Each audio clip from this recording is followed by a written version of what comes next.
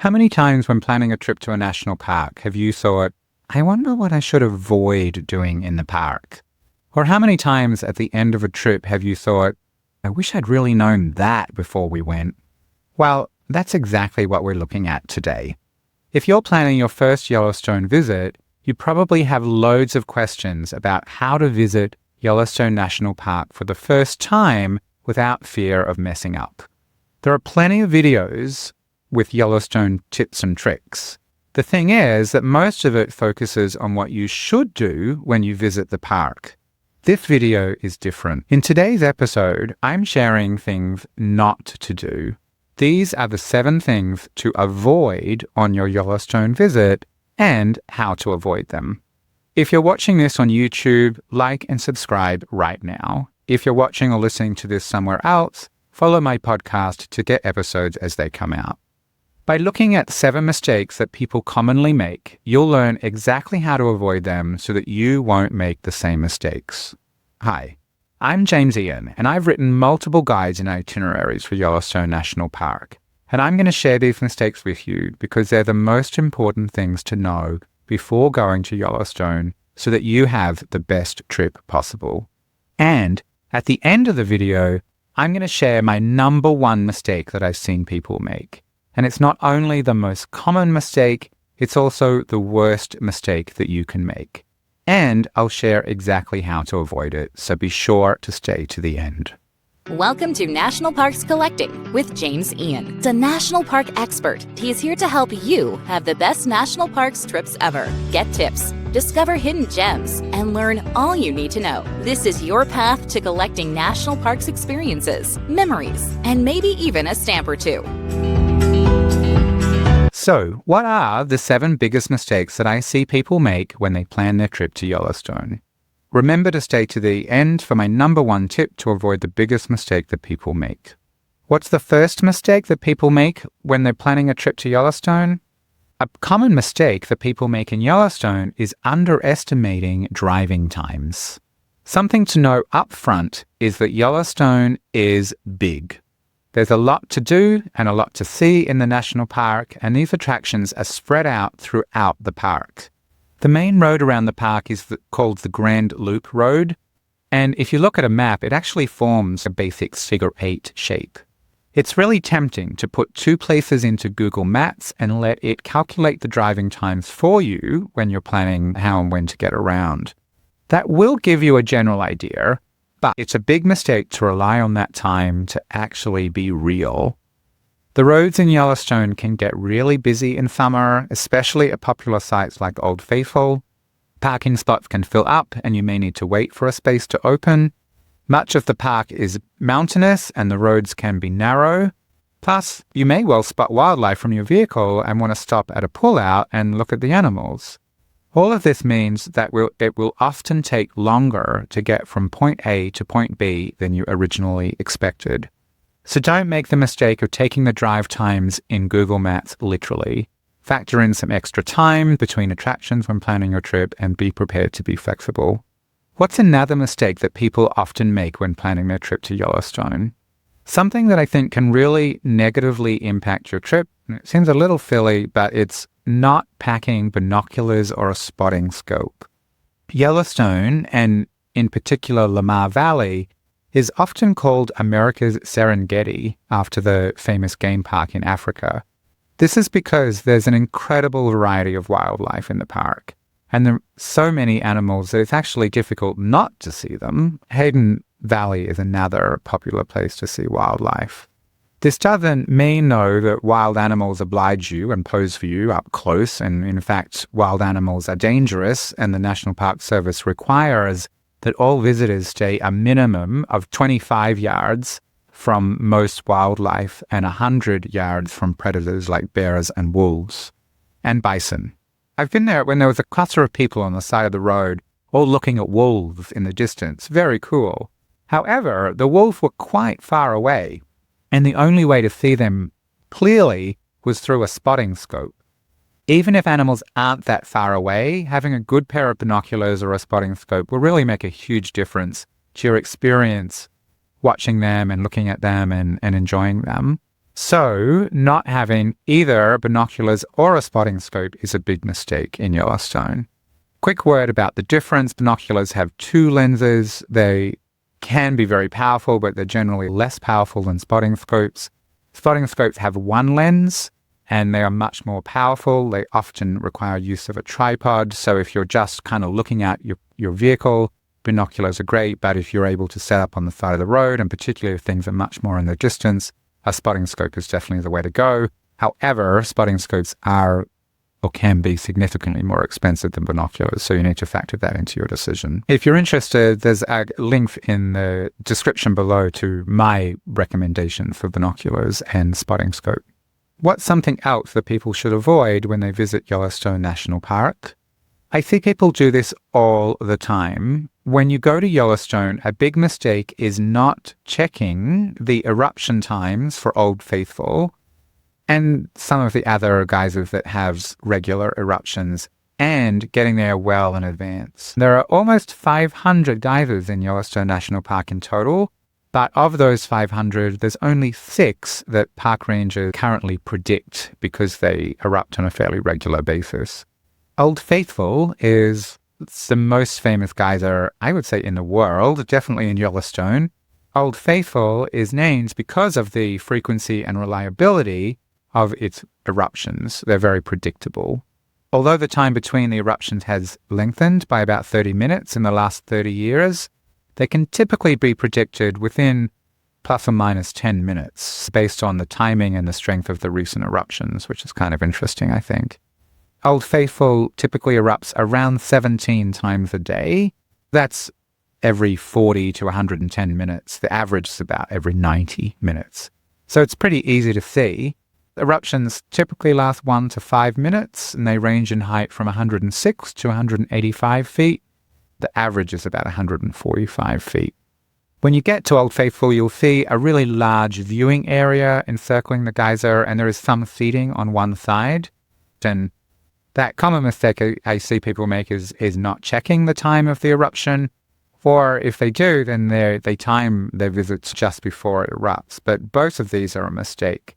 It's much easier to plan your trip if you know when the eruptions will be, and you can find the prediction for the next eruptions at the Old Faith Visitor Education Center, at the lodges, or on the National Park Service app, or there's a Twitter feed, or an X feed, I guess.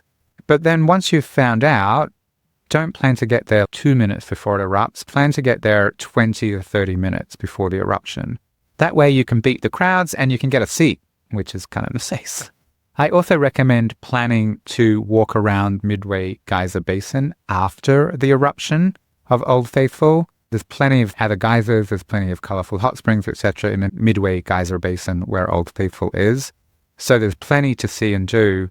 The reason that I recommend doing that after you see the eruption is that tons of people leave immediately after Old Faithful erupts, so that there's a little mini traffic jam after every eruption of people trying to get out of the parking back onto the main road. So if you go for a bit of a walk, then you can time your exit and avoid that mini traffic jam that happens after every eruption.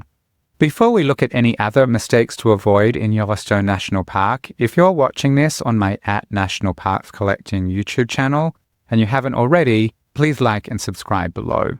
What's something else that people should avoid doing when they visit Yellowstone National Park?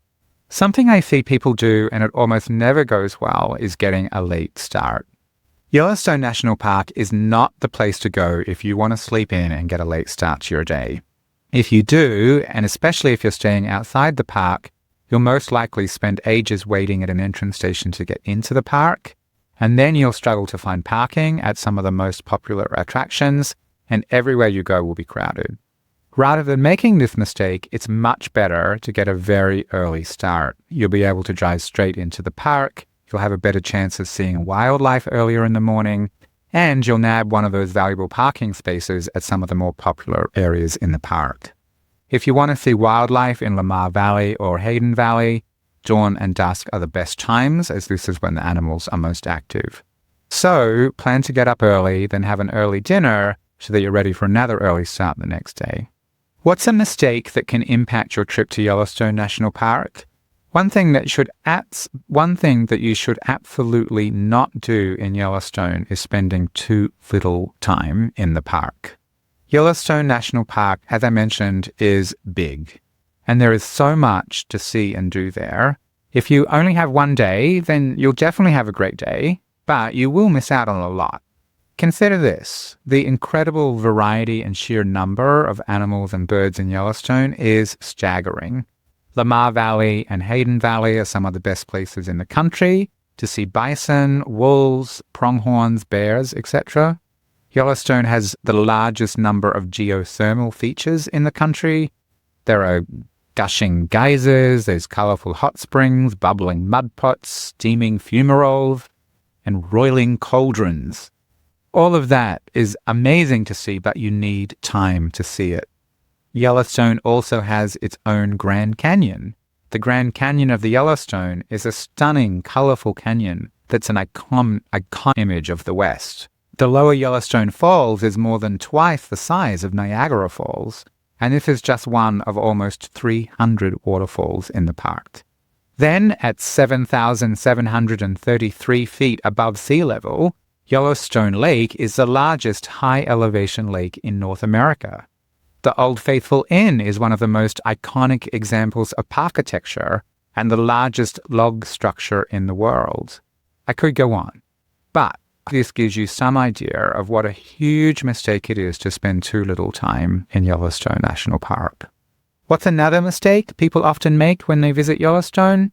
Well, there's a lot to do in Yellowstone, so a very common mistake I see people make is not having a detailed and flexible, of course, plan. I have one more mistake to reveal, so stay to the end to hear that. But before I do, let me explain what I mean about having a plan.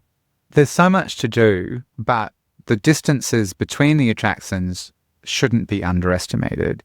It's also one of the most popular national parks in the country and can get crowded, especially in summer. Accommodations can book out. This is why, it's a huge mistake to just try and wing it. It's really important to have a detailed plan, but also be flexible and be able to adjust your plan based on what happens when you're there. This can be complicated. You need to know realistic times to get places. You need to know how long to spend there, what places you need to go first to get a parking space, where you can go later in the day, what times are best for each of the attractions, etc. So not having a plan and then, of course, adjusting it when you're there is a huge mistake, but all of these details can be really hard to find in one place, and planning a trip to a place like Yellowstone can be kind of overwhelming. But it would really make your life much better when you're there, right?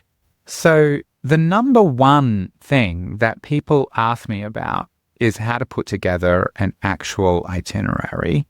They worry that they'll miss out on something. They worry that they'll be in the wrong place at the wrong time.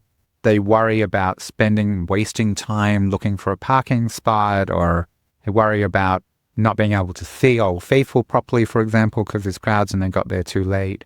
Some of them are traveling with their family and they stress about keeping everybody happy. It's a lot, right? But although this sounds daunting, never fear, because I have created super detailed itineraries for Yellowstone. There are options for 1 day, 2 days, 3 days, and 4 days that have taken all of this into account and done all of the heavy lifting so that you have all of the information that you need. You have a day-by-day schedule. You have all of the hiking trail descriptions, the driving directions. You have tips and where to see the best views, and it's all timed. Be in the right place at the right time. And there are also different options for the same part of the park, so that if you're traveling with different people who prefer different things, you want to be able to use the itinerary. So having options for different levels of activity enables you to choose the right one for you, so that then you can seamlessly go on to the next activity in the park. They really help you take away the overwhelm, and they give you all of the information that you need in one spot, so that you don't need to worry about missing out on something or about working out how to put everything together into one schedule. Just follow the link in the show notes below the video, and it will take you to a page on my website where you have all of the information. Now, as promised, What's the number one mistake that people make when visiting Yellowstone, and how can you avoid it? This comes down to flexibility. And the number one mistake I see people make is not allowing enough time for bison traffic jams. Yes, there's a real possibility of getting stuck in a traffic jam in Yellowstone. And it's possible that traffic jam is caused by large volumes of people trying to get into or out of a popular area, like leaving Old Faithful, getting out of Midway Geyser Basin, or trying to get to Grand Prismatic Spring, for example. However, it's also likely that traffic jam is caused by bison. Bison traffic jams are a thing in Yellowstone. A paved road is much easier to walk down than a field or a forest, so it's not uncommon for a herd of bison to decide to take the easy path and to stroll down the road altogether. Well, as a motorist in this situation, you have to stop, you have to turn off your motor and wait until they decide to slowly stroll past and get out of the way, and then you can safely drive on. This can certainly disrupt well-laid plans, but sometimes unexpected moments can be even better than the planned ones, and there's no other opportunity that you'll get to safely and legally be this close to a bison as they walk right up to or right past your windshield, inches away from your vehicle as they pass you. It's fun, right? But it's a big mistake to not be prepared for that, because it can take time, depending on how long they're strolling along the road for and how long the line of people waiting is. So factor in enough time, go with the flow, and be sure that you have your windows wound up really tight, and enjoy the show. If you want help planning your trip, check the links in the description below. There's a bunch of planning and booking resources there to help you plan and book your trip. And keep watching these videos to get even more help so that you can have the most amazing national park vacations ever. And if you want to get notified about the next episode, subscribe and click below.